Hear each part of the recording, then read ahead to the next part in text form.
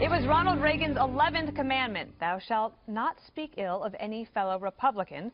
But in today's political climate and with the stakes so high, that rule is being overlooked. Donald Trump has zero foreign policy experience. Jeb Bush has no foreign policy experience, period. Ted Cruz has a little bit of foreign policy experience, and it's different than mine. Governor Kasich, where he led the charge to expand Medicaid and is quite proud of it. I wouldn't be proud of that. I've spent less money, and then you have other people like Jeb who spent more money than anybody else, and he's down toward the bottom of the pack. I hate to waste time on this guy because he's not going to win. Can you imagine Donald Trump as President of the United States? We will be worse off than we are now, and we're really bad off right now. The only way to beat Donald Trump is to highlight the simple truth of his record. It is not conservative.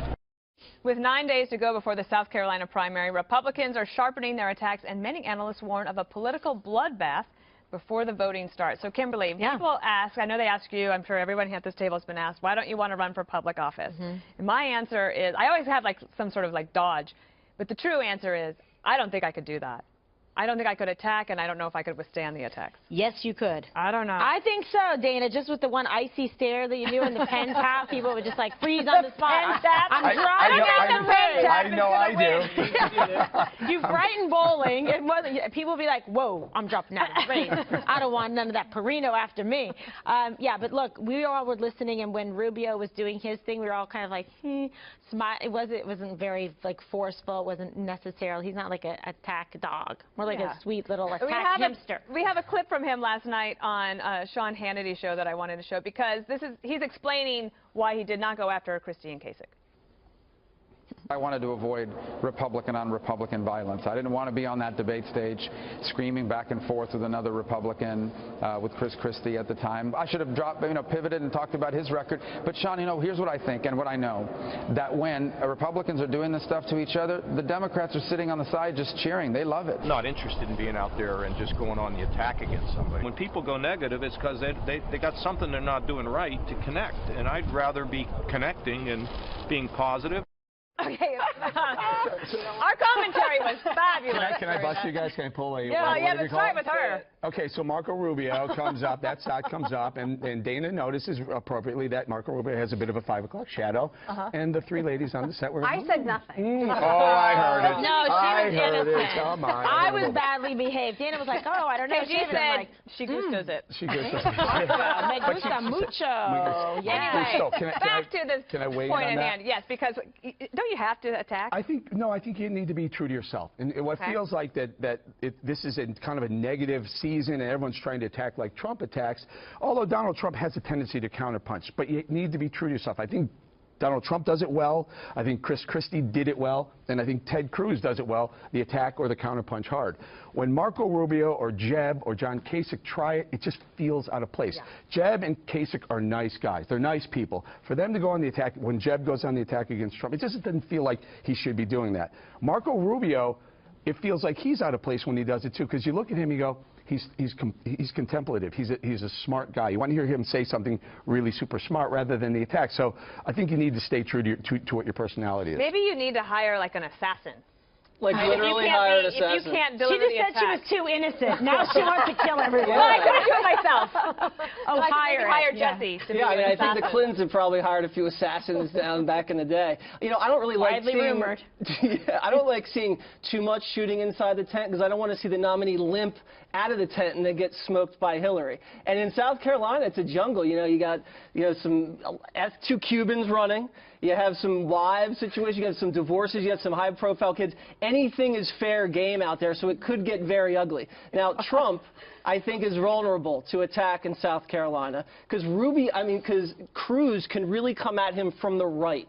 He can say he was for the bailouts. He can say he was pro-Obamacare. And he can hit him with that. Now, I think Donald Trump needs to hone the attack against Cruz and say, listen, forget the Canada stuff. We're not going to worry about that. But this guy is soft on illegal immigration, and he is not for waterboarding. And I think down in South Carolina with all those military guys, that's going to stick.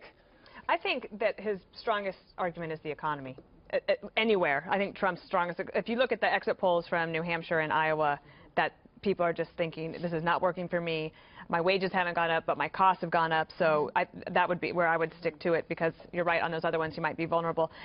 Kirsten, the Republicans aren't the only ones that have been known to throw some sharp attacks at each other in a South Carolina primary, because it was in 2008 that, can you explain what happened in 2008 with the Clinton-Obama race? Well, Bill Clinton said some things about Barack Obama that people took to mean that he was saying something racist. I'm not sure that that was totally might not have been fair, totally but it fair, happened. but it was taken that way. And I think that, look, I think there's a difference between making a contrast and going negative. So actually, I didn't have a problem with what Jeb Bush was saying. I mean, he's saying, I think he does have to go after the front runner to a certain extent. And then there are the negative attacks and sort of nasty, legendary kind of attacks that happened in South Carolina. Those are two different things.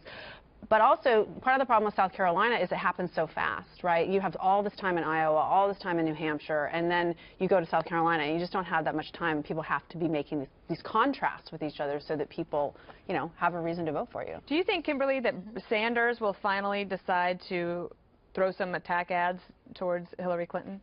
Look, I mean, he's done quite well so far. Why wouldn't he? I mean, he's got to, like I said before, he's got to finish her off, I mean, he's got to get in there, and he wants to keep raising money. He did well the other night when he gave his speech and asked everyone, hey, I'm not going to hold, a big, fat cat Wall Street fundraiser. I'm going to do it right here, right now. And I'm asking everybody out there, if you can donate what you can, $20, $50, and the money came rolling in. $6 million at $37 a pop. Absolutely. That is amazing. That was the average? And it's the number of donors, of individual donors. He says that he's exceeded the individual number of donors of any person, candidate running for the presidency in the United States. So it's pretty impressive and compelling.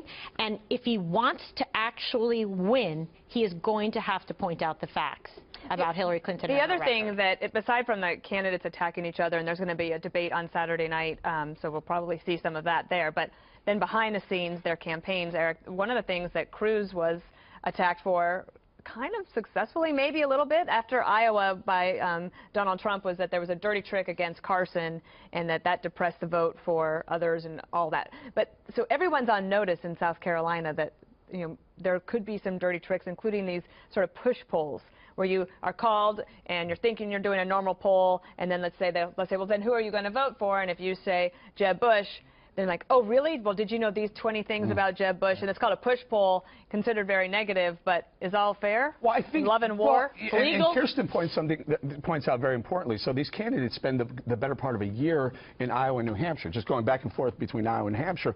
New Hampshire gets in the books, and they turn immediately, and they got 10 days to make it happen in South Carolina. So they do resort to dirty tricks. Also, listen. There's a super PAC out there that's going. It's a Republican. It's a former Mitt Romney deputy campaign staffer who has a super PAC that's explicitly for taking down Donald Trump. Anyone but Donald Trump. It's insane what's going on. You want to talk about violating Reagan's 11th commandment? Boy, that would be it. I just think that's not the way to go. You want to be go ahead, attack on the debate stage. Go ahead, put up your attack ads on TV. But to go after like this a super PAC, a disinterested super PAC, to go after one within the same GOP, it makes no sense to me. But Donald Trump today said that conservatives were to blame for everything. So I mean, the 11th commandment, I think, is out the window for everybody at this point. Well, I don't like, especially when Newt Gingrich, if you remember what he did to Mitt Romney, he went out and called the guy a vulture capitalist. No, right. And, all that does is help President Obama. So you don't want to ever attack someone from the left, especially from the far left, because then in the general, you're basically doing the opponent's work for them. And then to going with what Jeb Bush is saying, Jeb's been going after Donald Trump for his character and his temperament. Jeb's missed the boat. This country's angry, and they like that about Donald Trump. And now he's saying that Donald Trump's going to be worse than President Obama. It's just not even believable. I mean, this guy's like a dead man walking. He's going to get put out of his misery down there in South Carolina. He's so smart, and he has such a great record in Florida as governor, the job numbers, all that. That's what he should be staying on. This attack stuff isn't working. He doesn't wear it well. Attacking Rubio just looks really gross to me. Yeah. I mean, they were buddies. In fact, Jeb was the guy pushing Rubio for Senate, and now all of a sudden he's attacking him, saying he hasn't done it. Yeah, and he's saying he's soft on illegal immigration. Jeb's soft on illegal immigration. Last word from Can I Kimberly. just say one last thing? On the sports field, whenever this stuff is going on, you just show the scoreboard. You don't trash talk if you're losing. Yeah. Just show the scoreboard. Yeah, but there's a way to do it. There's a way to do it by talking about your experience and your specifics. And somebody like Jeb, who does have considerable experience, okay, and does have the endorsements of how many 34 generals and how many, you know, prior Medal of Honor winners, recipients. So focus on all those positives, because the other people can't put that in their column. What do you have in your column, in your asset, you know, line that shows everybody why you should be chosen? So I think you can do that in a nice way, which is still statesmanlike and becoming of the office of the, you know, the highest office in the land. And he's got W down there now, too. Hey, Yeah, but of course, the person who does the most trash talking is winning. Right. Because he wears it well. Because he wears like a well-tailored suit on him. Whereas on Jeb and John Kasich. Well, Jeb's has fought thrown back the towel in against on Trump, which he should. You can't just like sit there and like, okay, turn the other cheek. You do it once, that's it, and that's enough for me. Now I'm going to hit you.